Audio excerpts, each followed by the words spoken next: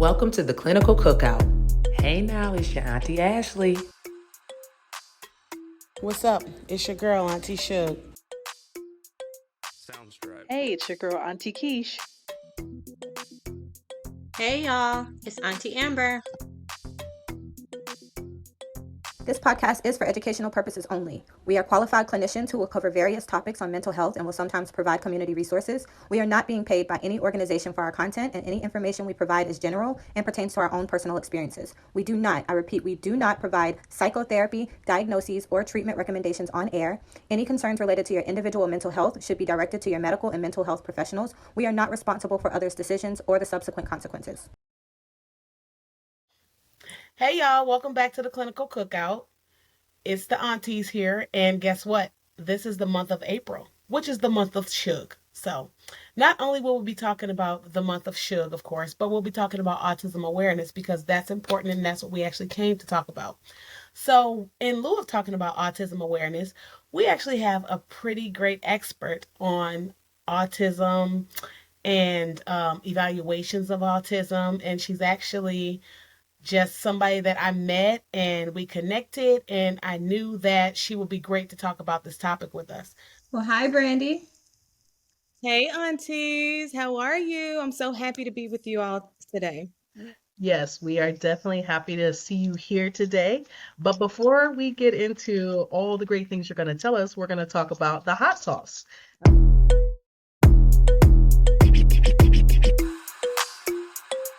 Our hot sauce today, ladies, you know, I got the good stuff today, is about being the prize. So I was out with one of my homegirls on Friday, and we were having a conversation about relationships.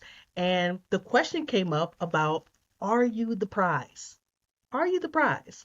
And surprisingly, this conversation went all different type of directions.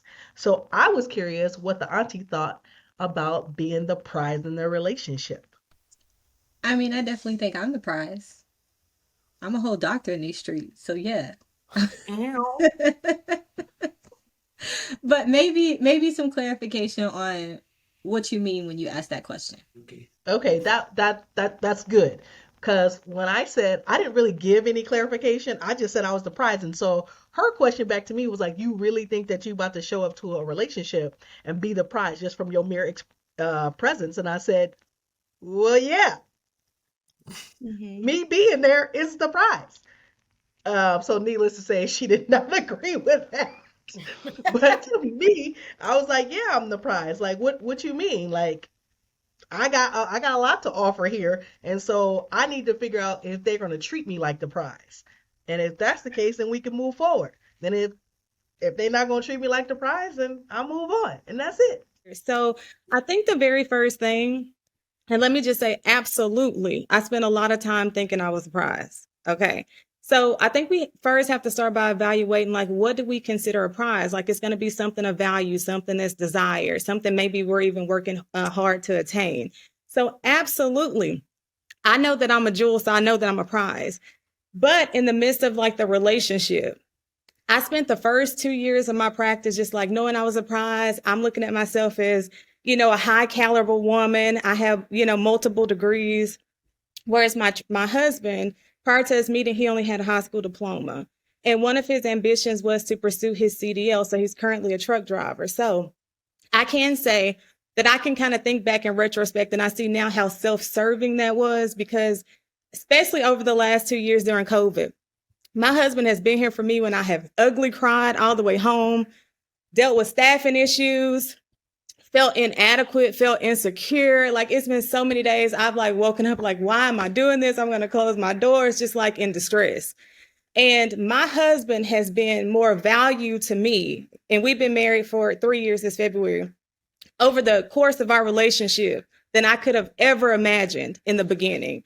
So sometimes it's not like those overt things that that we look at as like these high ticket or high value items. Sometimes it's just that support.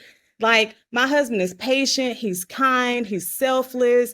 Like, he fills me up in every area that I find myself lacking in. And although I can go into a room and be fully present, and, I can go and just talk, and I'm more of the social person, whereas my husband is the type of person that's just going to kind of fade back to the background, and he's very observant.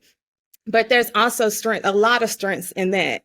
So yeah, I spent the first few years of our relationship just knowing that I was, that my so and so didn't stink, and I'm this and I'm that because of these degrees and because I can do this and I can do that. Where in fact, I know now that he's the jewel in our relationship. So I guess that's just my 2 cents about that. So I guess it just depends on your perspective and what you consider to be of high value to you individually. Oh, this is about to be good. Okay. Oh, Jesus. Okay, hold up. Wait. Brandy, what you just said is something that I have to work with couples to It's understand. the truth. It is the truth. First of all, it's a matter of perspective. Second of all, what do you deem valuable? Patience is valuable. Degrees ain't the only thing that's valuable. Patience Right. is valuable. Support, Yeah. for me, support is the most valuable thing on my list. So for somebody else, that might not be the case. So anybody that supports me is a prize to me. And the thing with being the prize in a relationship that I think people get messed up when they hear somebody like Auntie Keith say that, well, I'm the prize. She's not then saying my partner isn't a prize too. Your partner got to think they a prize too. Right, exactly. Like they're a prize too. We are a gift to one another. She's not just being self-centered about it and saying I'm the prize. He should do this and do that. No, he's a prize. I'm a prize. We value each other, and we are both high value. Period. Both high value. Man, women Absolutely. are the prize. But I agree with you, Auntie Ashley. That was what I was gonna say too, is that just me saying I'm the prize or I'm valuable or whatever doesn't mean I'm saying you're not at all. But So I here just comes wanna Suge with the agree. dissent. Here comes Of Suge with course. the dissent. Of Because I'm with her. course. I'm with her. I stand in solidarity for you, sis. Women are the prize, okay? No, And on sorry, a go ahead. serious note, and I'm gonna take it biblical on y'all, okay? I'm gonna take it biblical for the people who love church and for people who don't. Because guess what? We are the helpmeets. We are the person who helps. Mhm. So I do think that it says when a man finds a wife, he finds a good thing. And I think that I am the good thing. I think that you found me, and that's why you don't go around looking for what you're supposed to have.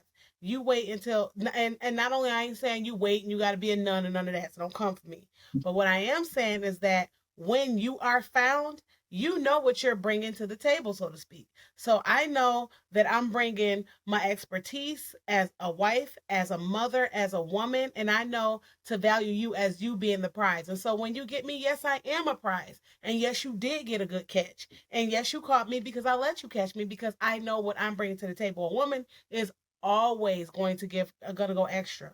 But if you get a man thinking that he's the only prize, think about how that looks. Think about what they do when they think that they're only the prize. So yes, I do think as the woman, I am the prize. Now, when I'm in this relationship, am I going to value you and treat you like a prize? Yes, but know that when you got me, you got a gift. Period. Mhm.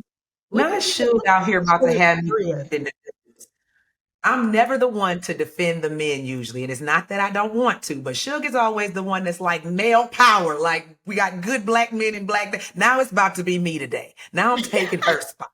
Yeah. She done lost her mind. Listen, yes, women are the prize. I'm not saying that they are not. But if we want to go, I'm gonna stay biblical right with you. Even though I don't want it to just be viewed from that frame, I'm gonna stay there with you. Go ahead. Anybody? Women are the prize in that realm.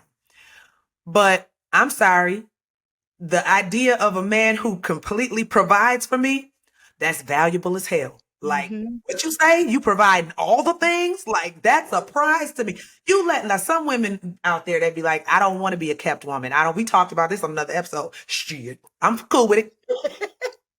Cool with it. Cause to me, that's a prize. That's valuable if you tell me, babe, sit back, you ain't gotta do nothing. What? Okay, sir. I'll focus on the stuff that I like and enjoy then. Like, so men, even biblically, men were still prizes. Yes, women were prizes too. And we ain't even gonna get into waiting to be found and all that, because folks was actively waiting. Everybody want to talk about Ruth and Boaz. Ruth wasn't just not doing nothing, waiting for somebody to show up. She was out there in the field actively waiting. But nonetheless, staying on topic, everybody's a prize. It cannot be, like you said, if a man thinks that he's the prize, it can become a problem. Same goes in reverse. If a woman thinks that she's the prize and does not value that man, you'll have a jacked up relationship scenario. Yeah, That's it's so true. true. I'm Can I agreeing with Suge. share a very I'm agreeing with transparent Suge. moment with the group? Can you guys? Transparent moment, y'all. Transparent So moment. I can tell you, like, my husband and I, for a couple of years, were in and out of just like marital counseling. It was just a huge struggle because I spent so much time, a huge chunk of our relationship, trying to make him be more, have more of an entrepreneurial spirit, want more, want this, want that. I was trying to make him more of like me. And because of that, my focus on that, I was spending so much time like, we need to start another business and you need to be a business owner so we can spend more time together. And you need to do this. And that was just not him. And I think a lot of this, especially with the climate and height for us Black women and all the things that we have to deal with, it puts us in this place to where like we're constantly having to grind. Like we can't be vulnerable. We can't, ever just like take a break. Like we got to figure out everything and we have to do it with a smile on our face, even though we always have to come from a place of like grit and determination. We always have to, come from a place of making limited resources work. And sometimes it's very difficult for us just to tap into that femininity and be able to just like take a step back and let our husbands kind of lead the roost, but I have to again see value where, the fact that even at my center, my husband done put together so many things from IKEA. And if y'all ever bought something from IKEA, that it's only going to give you a fraction of actually how to do it, so I feel like it's value in that because, it's like he'll hang things, he'll come and he'll create things. And that is his superpower. And I see that value in that now. So are you saying again, that, like, what's your goal here? Like, are you saying that he is the prize too? What are you saying right now? So yeah, I think I'm just kind of sharing some opinions. So not necessarily saying anybody's right or wrong. I'm just kind of sharing my perspective. So yeah, I'm agreeing that yes, we're both equally of value. So even though it doesn't, he's not as degreed as me, or his experiences are different than mine. He still brings in his own value to our relationship. So I'm basically saying a little bit of what everybody's saying, just sharing some thoughts mostly. Yeah. But I thought Keisha, what was you about to say, Keisha? I was going to clarify what I meant by being the prize. First and foremost, I agree with Suge. Look at me agreeing with your biblical stance on this. I do agree with that because and let me clarify what I mean by me walking and being the prize. First of all, I'm not going to let you play in my face. That's number one. You're not going to play with me.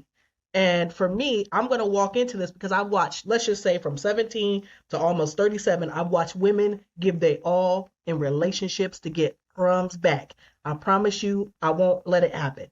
I just won't let it happen for me. So for me, when I walk into being the prize, I already have a mindset like I done worked my butt off to get to where I am. I need you to understand that and respect that. And if you don't, peace. That's just what it is. That's how I see it as being the prize. Not necessarily, with my degrees and stuff like that. Yeah, I know I come, have that, but other than that, I'm fucking funny. Like I'm funny and I'm a cool person. And you know what's interesting about that, because both you and Brandy have mentioned the idea of degrees. We're all degreed women on this panel, and you get a lot of pushback from men when women who are educated feel like that's a prize. It's like your degree. You always get your degrees won't keep you warm at night, and let that be true. Let that be true. Let me tell you why that's not true. Because you got a blanket with your degree on it. Yes. Stupid. Okay, I can't go and be like, I got a degree, so that makes me the prize because my husband held me down while I got my degree and paid for me to do everything else. So while I was getting my degree, I wasn't getting paid. And he got degrees too. Yeah, and he is degreed too. So So he's a prize too, right? Yeah, he was a surprise. He was a prize before all of that. But I understand why people would say, why men or people would say that, like, your degree it's a degree. It shows an accomplishment you made, and it's wonderful. Like we bosses out here. That's just what it is, and that's good. Like that we're educated. However, I look at it like this: the things that Brandy mentioned before, the support, the patience, the being able to fix stuff, and the being able, like, yin and yang, balancing each other out. Yeah.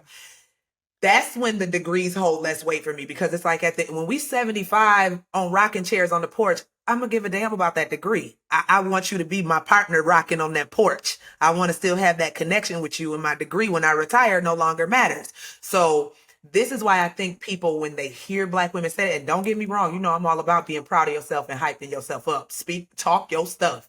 You got a degree, scream that from the mountaintops, but realize that that is not everything. You do need that interconnection with people. You do need these other things. And those things are actually more of a prize because they are lifelong. That's true, but I also think that there's more to it than just that degree. Getting the degree tells you a lot about yourself. There are things that you had to do to get that degree. You had to be ambitious. You had to have goals. You had to work towards your goals. And the same thing goes for support in a relationship too. Like if you say you're the prize because you're the most supportive person, well, are you supporting that person just to get personal gain from it? Or are you supporting that person because you love them and you want to be there for them and that's the type of person you are? So really when you like use these words, oh, well, I have a degree, I'm a doctor. Well, what came behind that? There was a whole bunch of stuff that came with that that tells you about yourself. And the same thing for like, oh, well, I'm a loving person. Well, what does that mean? What does that look like for you? So I do think it's like an individual, perspective about things. Like, am I the prize? What does that mean for you? Like Brandy was saying earlier, how do you define that? And also I think a lot of people want to be the prize so bad that they like try to make themselves something they're not to say that they're the prize. And that's another thing too. Like you have men walking around saying like I'm the prize, but you really ain't got shit going for you. So like, Yeah, it is what yeah. it is. And speaking of people that want to be something that they're not, or want to like put on this front, or really want something so bad. I really want to get into this autism topic because I have people that come up in my office so much and want to have autism so bad. It's like, I've looked at all this, I want it. Like, this is the diagnosis I want you to give me. And when they don't get it, they get upset. For our main dish, we're going to talk about autism, what it looks like. And Brandy is a professional in that field, so we'll talk about that a little bit too.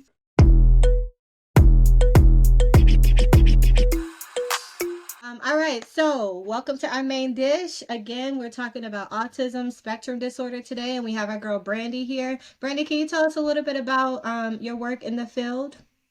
Absolutely. So I actually own and operate an early childhood intensive ABA therapy center.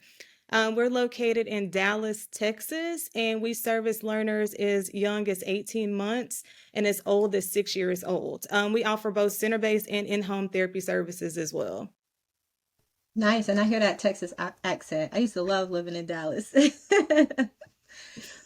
All right, so when we're talking about autism, a lot of people come into my office. I do a lot of psychological evaluations for autism and a range of other mental health disorders. But a lot of people recently, and I think it's like post-COVID pandemic and all of that, they come in thinking that they have autism and like are assertive about it. I've looked at all the symptoms. This is what I have. And the biggest thing I see is like sensory. Anytime somebody has sensory sensitivities, it's like I have autism. I can't hear loud noises. So what are y'all's thoughts on that? Like, have y'all had those experiences? Can I have a story? Okay, I have to tell it because Okay. it's so relevant. But so I had a patient, and me, if I suspect autism, which sometimes I do, sometimes I don't. If I suspect it, I'll say, oh, let me go ahead and go get you a screener because I do suspect it, and I do want the data to prove that this is what I thought and this is why I thought it. So I did not suspect it. She had no problems like with making eye contact. She was very conversational. There were like not many social problems. We just vibed like talking to, neurotypical people. And she did not like that. She was like, I think I'm autistic. And I was like, you don't feel autistic to me. And so she was like, what does you don't feel autistic mean? She said, I have sensory problems. I don't like the way certain fabrics feel. And I said, okay. So I kind of put it off for a while just to kind of listen to more of her story. And then as I started putting it off, she started getting a bit more agitated. And so she started coming up with autistic symptoms. Like, I have difficulty looking people in their eyes. See, if you notice during this conversation, I haven't looked at you. When in the meantime, about 30 sessions before, she's been looking at me in my eyes just fine. She also said, I totally don't get other conversations and what people are saying. Like, everything just misses me. I just have difficulty catching on to things. And then she said, I have problems with fabrics. I don't like the way certain things feel. I can't eat everything because I don't like different textures in my mouth. And I can't eat strawberries because of this. And if I wear this kind of shirt, it has to be like this. And I line everything up. So she gave me this laundry list of autistic features and wanted me to align her with the autism diagnosis. And so I did not align her with autistic diagnosis, because a lot of people think that, oh, if I go in here and I blurt out this laundry list of autistic diagnosis features, then I'm going to get diagnosed with autism. And so that's not what we do as behavioral specialists. That we just don't do that. And so she ended up firing me as her therapist, and was like, you don't align with my values. I told you I was autistic. You completely blew it off. Mind you, there were about 4 other diagnoses that she asked me to give her, and she blew it off. But a lot of people are going on TikTok, and they're getting all these diagnoses off of TikTok. And they're coming up with this list of things, and they are actually going forth with it. And so when I said no, I did get fired as a therapist, but I'll take getting fired all day for not diagnosing you with something or over pathologizing normal stuff. That was it. I would have to back you up on that. First of all, Brandy, shout out to early intervention, because I'm also early intervention where I work with children 0 to 6, and we are also starting our autism and assessments and stuff here soon in the next few weeks. But I want to back up Shug on that, because I was on Twitter today, and literally, because it's Autism Awareness Month, literally every other status or tweet was, I self-diagnose. They don't want to give us these diagnosis, and we just got to go with self-diagnosing. And I'm like, so what is the point of us as mental health professionals if you're going to do this on your own? Like, what? Like, I understand there is wait list ever since we came out of COVID, but I think I'm just having some difficulty with figuring out how do we give education but also being invalidated by people because we don't know what we're talking about, because we won't give people the diagnosis. And so I really wish people understood that even if you do have a mental health diagnosis, it's supposed to be paired with functioning, impaired functioning. Like, it's supposed to, like, you can have these symptoms, but if they're not impairing your functioning, is it autism? And I don't know if people understand the nuances of these disorders and how it could overlap and look like something else. Like Shug was talking about sensory things. Okay, well, that could be other stuff as well. So I don't know. Social media can be great, but I also think it's our downfall right now. So out of all the aunties and Brandy, I don't test. I can't do testing. So I have to send clients out when I feel like I see anything that might be autism or ADHD, things like that require certain tests. So I've done that with a couple of clients. I'm like, I'm picking up something. It's not because they felt like this is what I have or this sounded good. Now, I did have one client who was like, I was on TikTok and the girl that was talking described my life and she has autism. So I'm like, do I have autism? And I said, well, tell me more about why you think that. And we, for a couple sessions, talked about things, but there were already things I saw in her that made me feel like she needed to be tested. So it was a little bit easier. So social media, like Auntie Keith said, it has its benefits and then its drawbacks. And the self-diagnosing is one of those drawbacks, but I also like it because at least it makes people self-aware that there might be an issue and it'll bring them to maybe seek out help or seek testing. When I've sent clients off, they have actually been diagnosed with autism. So when I've seen it, I'm like, okay, I really did see it, because I've always been afraid of misdiagnosing somebody. So that's one of my biggest fears. But my thing with autism in particular, and y'all could probably speak to this because y'all have worked more with it than I have, but we hear that it is a spectrum. So when you hear the word spectrum, that means it's this end to this end, meaning I don't have to have all the symptoms to fall on a spectrum. So could that be the reason why people struggle with believing that they do, or people are saying I do have autism, because it's a spectrum? So if I have enough of the symptoms and fall to the lower end of the spectrum, I still have it. So do you, with the word spectrum, explain that to the people? Yeah, I do want to clarify that because the spectrum does not, it's not the number of symptoms you have. You have to meet the criteria for all of the symptoms to be even on the spectrum. It's the severity of your symptoms. So the how much it impacts your functioning. If you can function on your own, if you don't really need a lot of help in social interactions, maybe, you know, you're off on some social cues or things like that, you'll fall like lower, which is like higher functioning. But you have to have all of the symptoms. And the two main symptoms you have to have are deficits in your social communication, and there's a range of things that fall within that.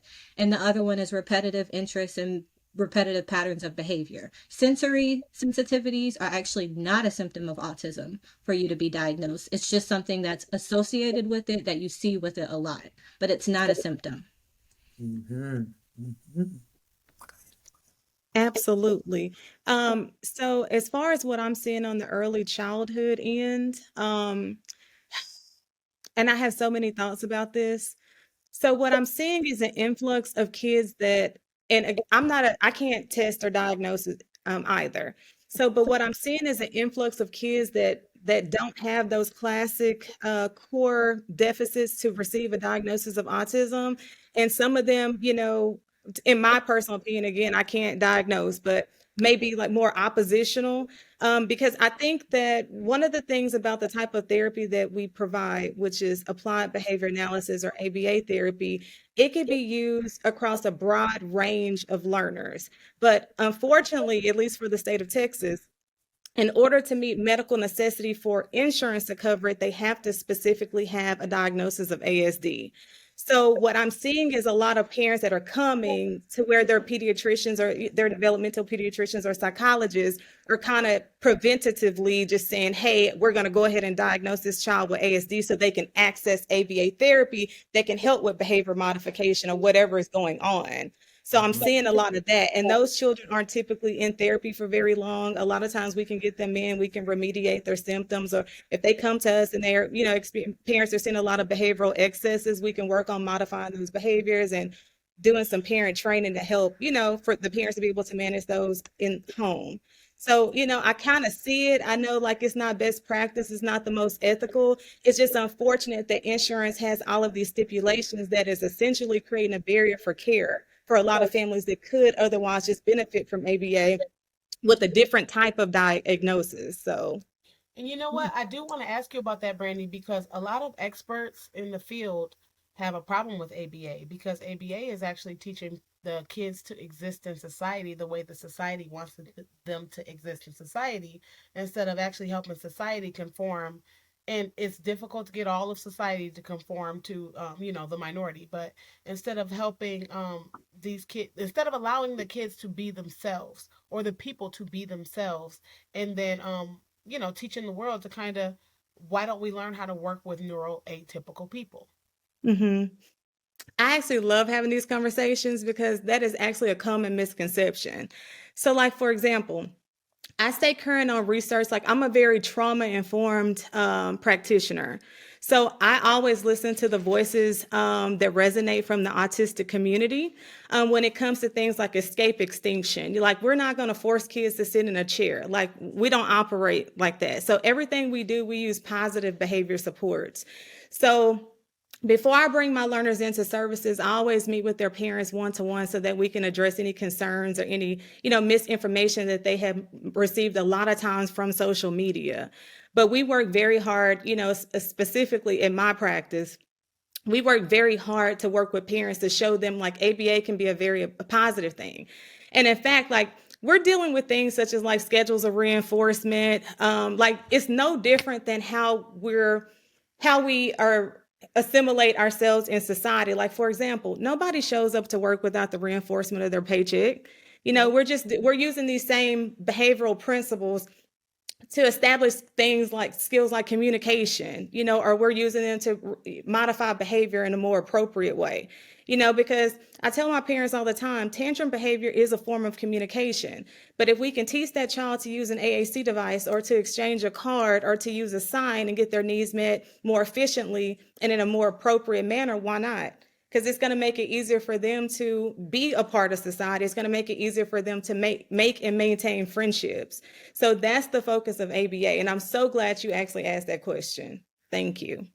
I'm so glad you brought up tantrums because a lot of times parents may not be understanding of what the actual developmental stages are of children and believe that something is wrong with their child versus their child reacting to something and going a little bit deeper, understanding what that behavior is trying to tell you. So I work a lot with parents trying to get them to understand, okay, what does this behavior tell you? What is the need that the child is trying to get met versus going automatically to, oh, my, something's wrong with my child, maybe autism, ADHD, and things of that nature. So I'm so glad you brought that up and saying that even if it is autism, their behavior is going to display something that we have to try to figure out. And we have to try to see what the child is telling us, especially when they're early intervention. So thank you for saying that. Yeah, and one of the things that Auntie Shook was just talking about that I really like too is like shifting the environment to respond better to the child. Because a lot of the times you'll have this child who's throwing tantrums every time they're in the classroom or, every time they go in the grocery store. So a lot of the work, I used to work in ABA therapy as well, but this was, I don't know, like 7 years ago. So a lot has changed since then. But some of the things that we would do is, figure out how can we change what's going on in the environment, like how people are responding to this child, what they're seeing, what's happening around them for them to feel more comfortable with communicating as well. So there are some shifts that you can make, but unfortunately, there are some things that you just can't control in the environment and society. And you do have to teach the kids how to kind of conform and be able to function in an appropriate way. Absolutely. Hey, Yeah. I have a question about how do we address the parents who think their child is bad versus their child having an actual ASD diagnosis? Like, you know how some parents will say, well, he's just bad. And we're like, something else is probably going on. And the people who under or minimize those symptoms, how do we typically handle those type of cases? You know what's interesting, Auntie Keish? And I'm not going to answer that one. I'm going to let one of them answer. But what's interesting about that, and I had that thought earlier when Auntie Amber first asked, like, people are like, why do people want it so bad? I really, at least as far as I've seen, I truly believe that there is a cultural element to that. Like most of your people of color do not want a label. So they will say that kid, they just need their behind whooped or they just need some structure. There's nothing wrong with them. I find more non-melanated folks who want to be diagnosed with something. Like give me the disorder. Give me 80, give it to me. I have autism. But your people of color, black people especially, it's like, my child ain't got no autism. My child doesn't have ADHD. My child doesn't have this. well, it could just be the area that I work in, but it's like lately, it's been us coming into my office, like saying this is what I want. I actually just evaluated 3 adult women who were insistent that they had autism, but they just had a significant traumatic background on top of COVID. We can't forget about COVID, y'all. COVID, for these kids that we're working with now that are what, like 4 or 5 years old, during their years of infancy, toddlerhood, whatever, they didn't have a chance to socialize with kids. They didn't have a chance to go play sports or, go to school and learn how to interact with kids. So just because your kid is having a hard time with socializing with other kids and sharing right now, we have to remember that that happened to them. That happened to all of us as well. That was completely off topic from what I was saying before, but it just came to me because it's like COVID-19 set a lot of people back. And right now, I think this influx of kids with all these behavioral concerns, people coming in wanting these autism diagnoses, it's just like COVID messed us up. It messed us up. Okay, go back to Auntie Keish now. I just want to throw that in there. Back to the bad kids. Are they just bad or is something wrong? I think I'm going to answer the question, or I'm gonna answer a portion of the question that Auntie Keish was asking. Is how do you deal with parents who thinks that their kids are just bad? And I think that in our culture, that word is just overused, and a lot of people are not using it to be malicious. They say, "Oh, that child bad, that child bad." I've used that word just to be like, "Oh, you bad," but it just like some people are meaning it as rambunctious and all the other things that they probably could use. But people want to make sense of the behavior. So Mm-hmm. even with my patient who just had to have the diagnosis, wanted to make sense of why am I like this? Why is my life like this? Why is this happening to me? And so I think that even with the parents, it's more so instead of thinking, why is this happening? It's easier to label the child as bad because when we get people to come in for diagnosis or to look at what's wrong with their kids, they don't come in and say, I have this terrible environment. I spank my kids for less. I Mhm. I'm in the middle of a divorce. My kids sometimes don't eat at night. I'm not at home. They're raising themselves. They don't come in with their laundry list of problems. They come in with the kids' laundry list of problems and say, Mhm. this kid is bad, instead of actually thinking, what in my life could be influencing my kid's behavior? Mhm. And so now I'm going to let Brandy answer that from both perspectives.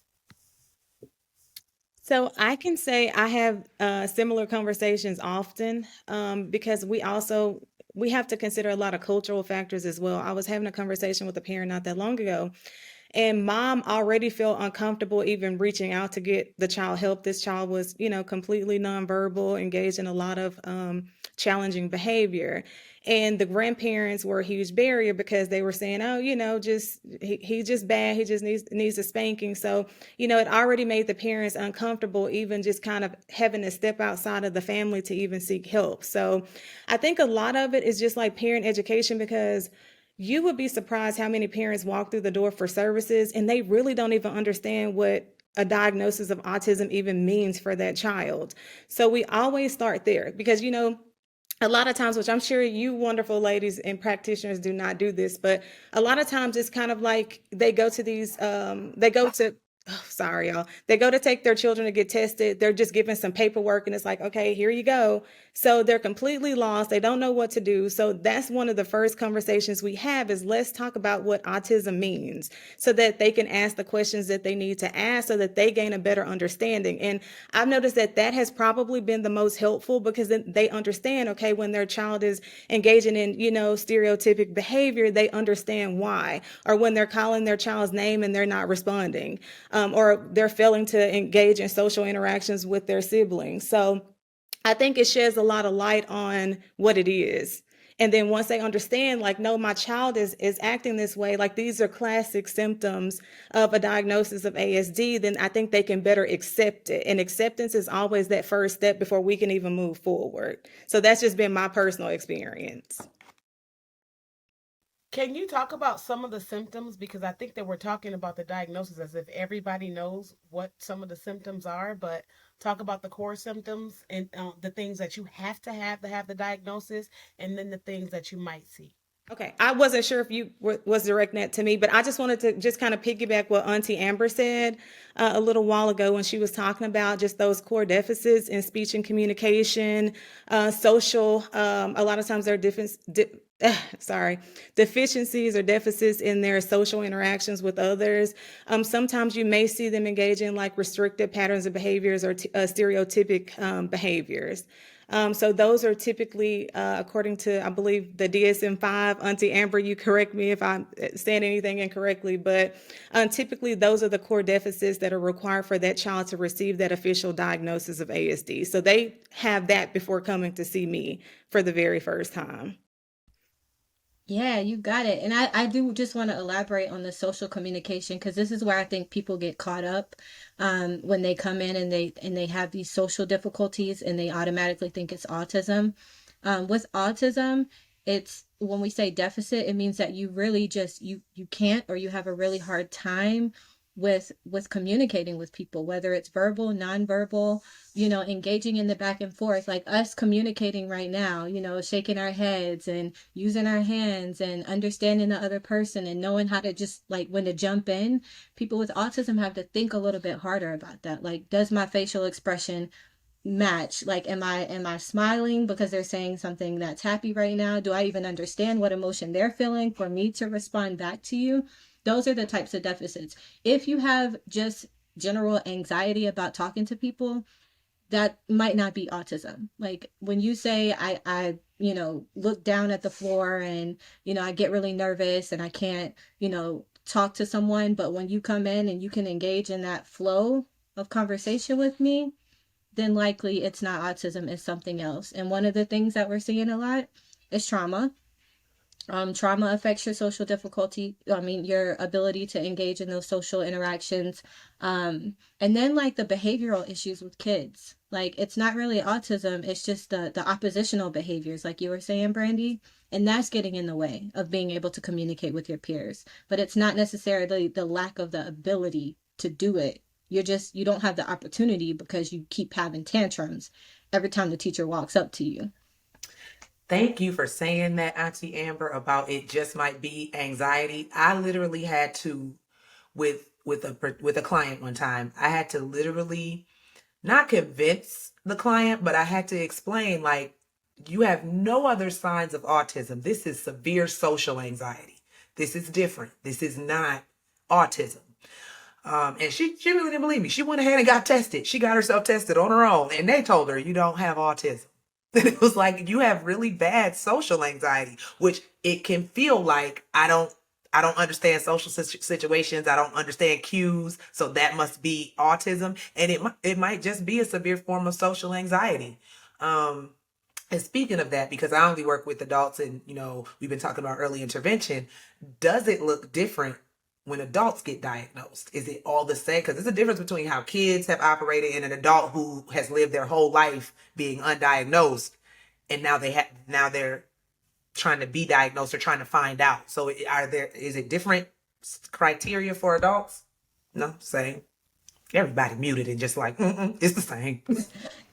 Criteria is the same, but it might look different.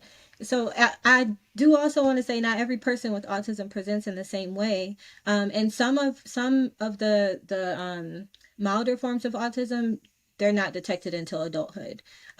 So like when we're talking about the social piece, sometimes it's something that people can see. And so that's when it's diagnosed earlier. Like I can clearly see that my child cannot communicate with people. But a lot of the times it's internalized too. So it's like I was saying, you're talking to someone, but you're thinking like, what are they talking about? Like, do I look the right way? Someone might not see that. They might just think you're a little awkward or a little off. And then when you become an adult, then people are like, yo, like, this really is not, typical. And that's when you might get diagnosed with it. One thing that people don't take into account is that there's also Asperger's syndrome. There's no more Asperger's though. When did they do away with Asperger's? In the DSM-5, it's now the autism level 3, or I mean level 1. Yeah. Yeah, they took that Well, away. as I was, because we still be calling it Asperger's. A lot of people do. Well, because even though it's not in the DSM-5, if it was still a diagnosis, it's still, they talked about the social deficits with Asperger's. So it wasn't quite autism, it wasn't quite so deep into the spectrum. But if it's, would you say, type 3, Type Type 1. 1. type 1, so that's very low on the spectrum. So wouldn't that still be like high functioning autism? Yeah, it's just high functioning. Yeah, but they just use the word autism spectrum disorder to encompass that. That's all. They just don't use Asperger's anymore. Okay, no, I knew that. Okay, no, we were still using the word. Okay. But I'm glad Auntie Suge did mention that anyway, just as an aside. Y'all know that terminology gets thrown into social media and all of a sudden it's a hot word that everybody is saying. Neurodivergence. It does more than just, and I know that it does, but people don't realize that more than just autism falls under neurodivergent behavior. And you can have neurodivergent behavior without having autism. You might just have quirks about yourself, and that's who you naturally are. That's part of your personality. That does not mean you have autism. So what y'all think about that terminology though, neurodivergent? Because that's so broad when people say that. I'm neurodivergent. I mean, it's broad, but it is true. You do have some quirky people out here. And just like with mental health diagnoses, people want to find a way to explain what's going on. And, I wouldn't even be surprised if that term doesn't pop up in the next DSM. Because when you have a large group of people that are experiencing something and they need to find something to call it, that's where you get to mental health disorders. That's where they have to find a name for it. But you have a lot of people that are experiencing this thing. I do think it's overused, but I also do think it's a thing. Mm-hmm. Yeah, I think you're right about that. People just want to know why they are the way they are. And Auntie should get to the why. I think everybody really just wants to know that. Like, why am I this way? I think sometimes it's easy to have a diagnosis because you get grown people who can't socialize, and they want, they want to be able to socialize. They want to have a partner. They want a boyfriend, but they don't understand, why can I not talk to people?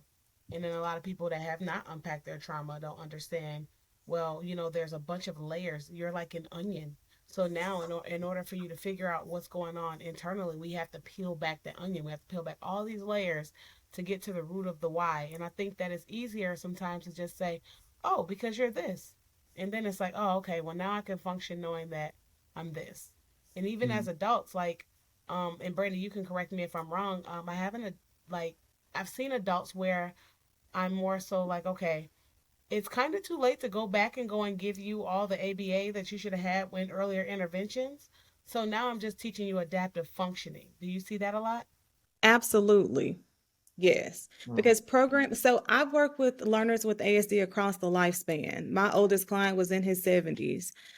So it really just depends on their specific needs because someone that's, 70 years old, I'm not going to worry about color matching or discriminating, colors and like we're not going to work on things like that. It's going to be more adaptive skills. Can you brush your teeth properly? Do you need assistance with, toileting, those types of things that are going to help that learner maintain their independence. So absolutely. Now y'all know every time we do anything like this, I like to throw out myths, like things that people have been thinking about this particular situation or disorder. And Auntie Shug, you made me think of one that a lot of people do believe about, people diagnosed with autism, that they cannot form healthy relationships. They're unable to maintain and form healthy relationships. And that is a myth for sure, but it's just something that they might need a little bit more help with to manage, to be able to maintain healthy relationships. But do y'all see that a lot where people have those ideas about the autism diagnosis, like they'll never be able to form social bonds? Yeah, I mean that's definitely something that you'll see, and I agree that myth is false. I mean, well, the myth is false. You can develop healthy relationships with autism. Again, there's a spectrum, so you have that level one, which is a higher functioning autism, where you still have deficits in social communication, but you've learned those skills over time, especially adults. Like if you're higher functioning, you've most likely learned how to function in a social environment a little bit better than you did as a kid. I just wanted to piggyback a little bit. So, my son, who's my middle child, he was recently diagnosed with autism through the school district, and I wasn't surprised about it. But as far as like just like from the social aspect, so he's very social. He's very lovable. He's the life of the party, but he struggles a little bit with like things such as like identifying a good friend from a bad friend. Like he's very easily taken advantage of, or he'll give $20 to someone if they're just like, hey, can you give me some money? Like he doesn't have those, he doesn't have good boundaries as it relates to his social interactions. So I have no doubts as his mom that he's going to grow up and have very loving and sustainable relationships.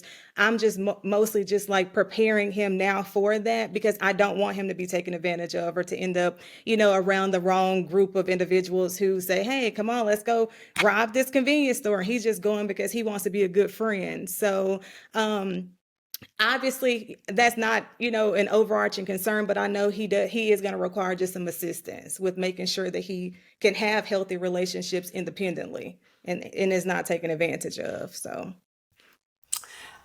That's really interesting to hear because Brandy, because I had an adult client who was diagnosed tell me that the way she was able to manage her life up to that point was by mirroring. She just mirrored who was around her. She's like, whatever this person or people around me were doing, I mirrored that socially so that I would fit. Because I knew I was thinking off, but I knew just do what they do and I'll fit.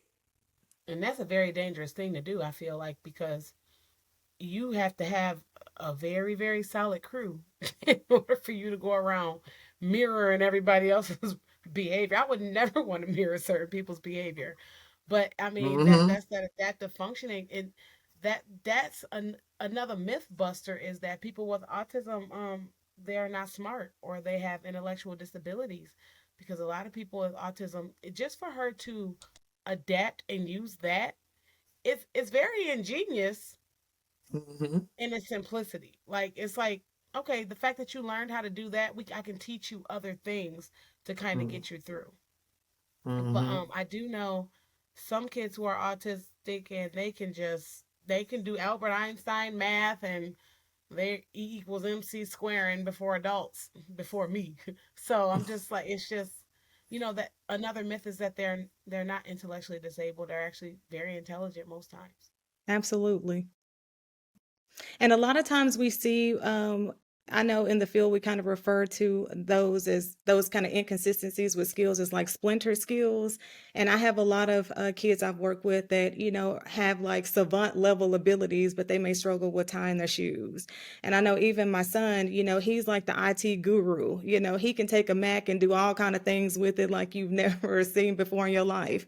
But, I still have to remind him some days like, hey, son, wipe the ketchup off your face. So, that's pretty common with some individuals with autism.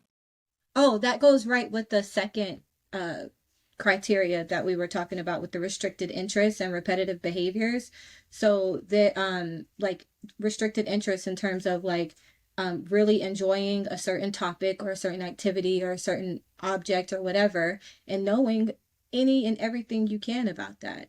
Like I had one person who I just saw last week, navigation, could tell me how to get from here all the way to another state straight up, like, and I looked it up behind what he was saying, and like could tell me all the roads, all of that. And so intellectually, like, yeah, it doesn't go hand in hand. You can have autism and have cognitive impairment, but you can have it without cognitive impairment, and you can also be academically superior as well. As a parent, even just for me, I can see how that would be a struggle for parents. Because if I have a super smart kid academically, I'm going to automatically think it's nothing wrong with you. You too smart for this. Like you are too smart to be making these mistakes or having these issues because you're so smart here. So now I'm thinking back like, well, shoot, maybe, yeah, you smart, but you might actually struggle here, even though you understand that classwork like the back of your hand. Well, I want to know like what's new in the ABA field. So I know when I was doing it, I worked with younger kids, so I got kicked on, spit on, punched, but I also got hugged and loved on a whole lot because these kids were like the sweetest kids ever and very smart. And we did a lot of the like discrete trial training where you did things with them over and over again with colors, letters, numbers. But what are some of the things, maybe newer things that you're doing in the ABA field? With the social skills and with, just learning things in general. Yeah, absolutely. So there is a new theory called occupational behavior management or OBM. So a lot of times people don't realize they kind of associate ABA with autism, but again, it's only one small aspect of ABA therapy. So OBM is basically the application of ABA therapy to more of like a corporational standpoint or perspective. So you're dealing with like, you're working with companies to work on systems to incentivize employees so that the employee turnover rates reduce, or coming up with ways to incentivize employees so that they stay and they stick around for longer periods of time. There are also people that will take the aspect of ABA and do like animal training or work at zoos. So it's like so many different aspects of ABA because ABA itself is a science. It's not just limited to just working with any one group of individuals.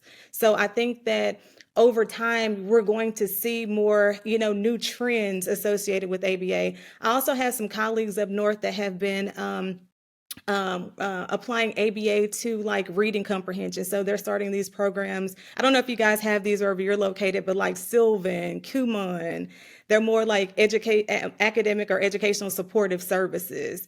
So it's just a broad range in application for ABA that some people have never even heard of just because it's not as glamorized as ABA as it relates to working with individuals with autism. So stay tuned. That's nice to hear. I knew ABA was going somewhere further when I was in there. So when you do work with children or even adult, whoever your learners are, when you do work with them, what are some of the techniques that you're using or strategies that you're using to help them improve their functioning?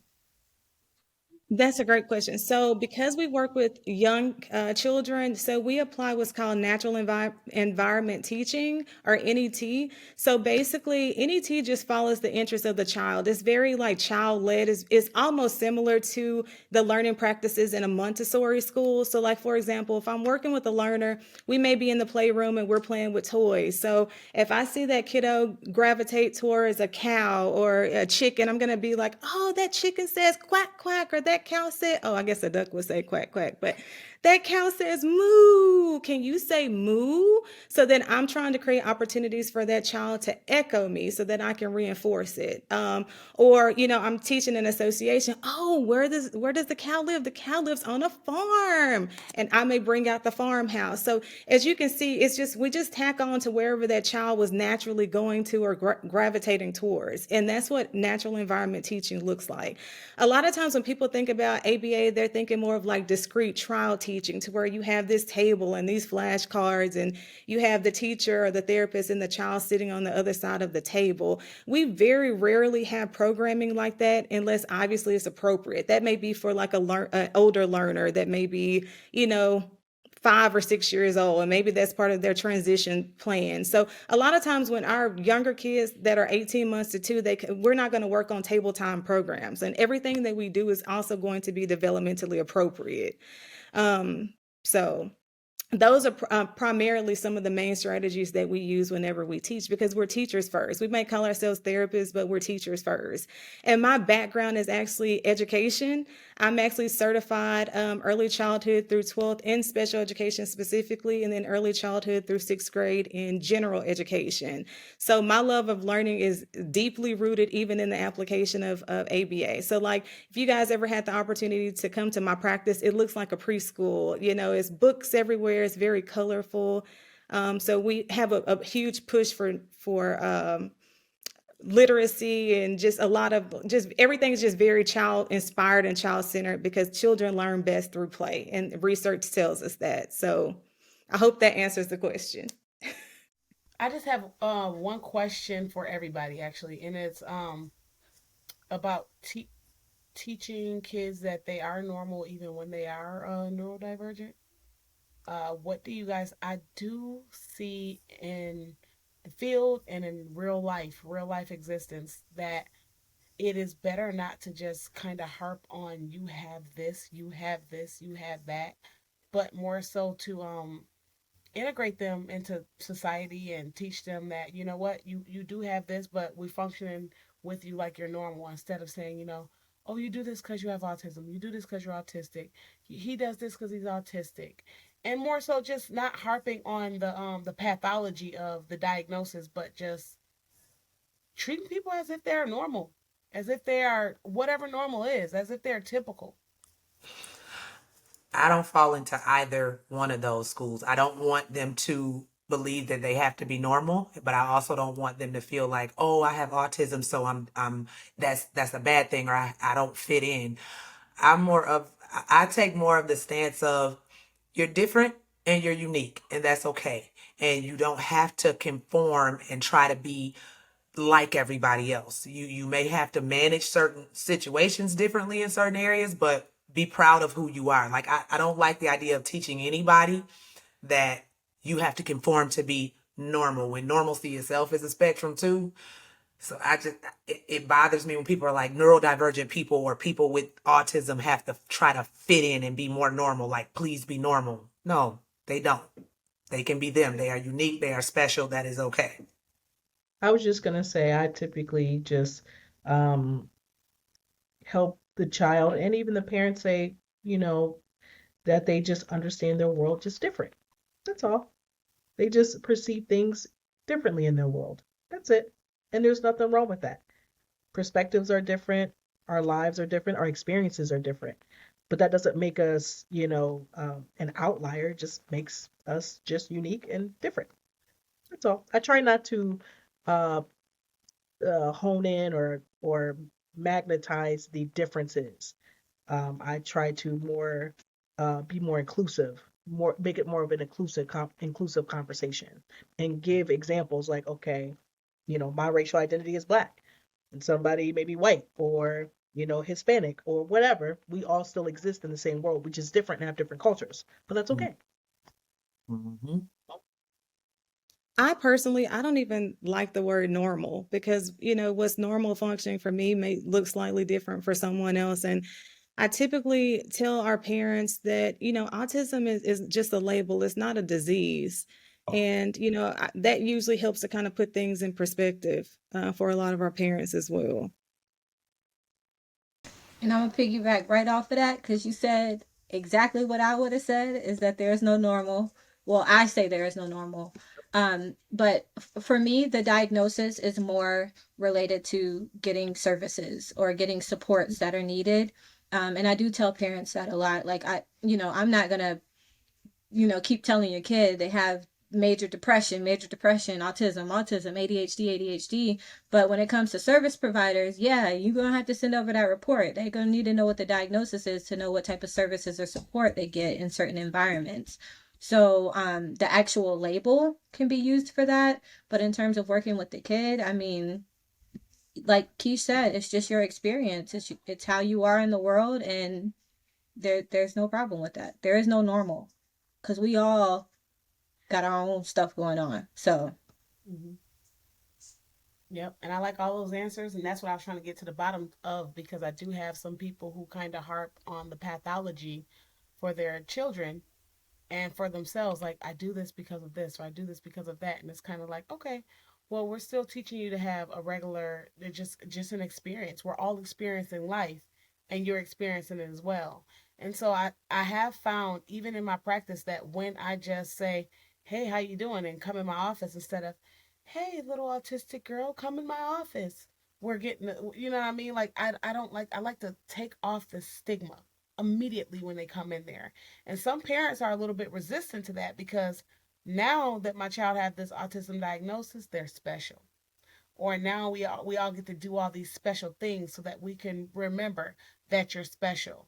And it's kind of like, in its simplicity, you also want to depathologize some things in order to have everybody be able to live cohesively. And that's for neurotypical and neuroatypical. um, so do you have any last words or anything that you want to share with the audience before we go?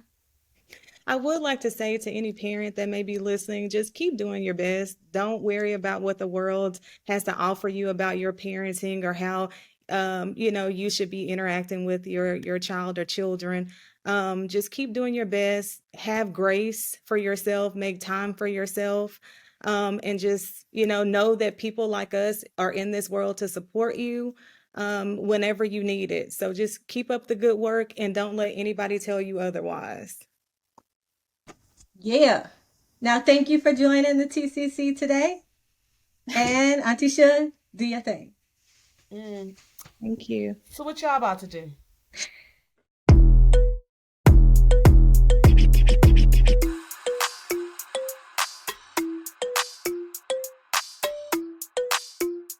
Soundstripe.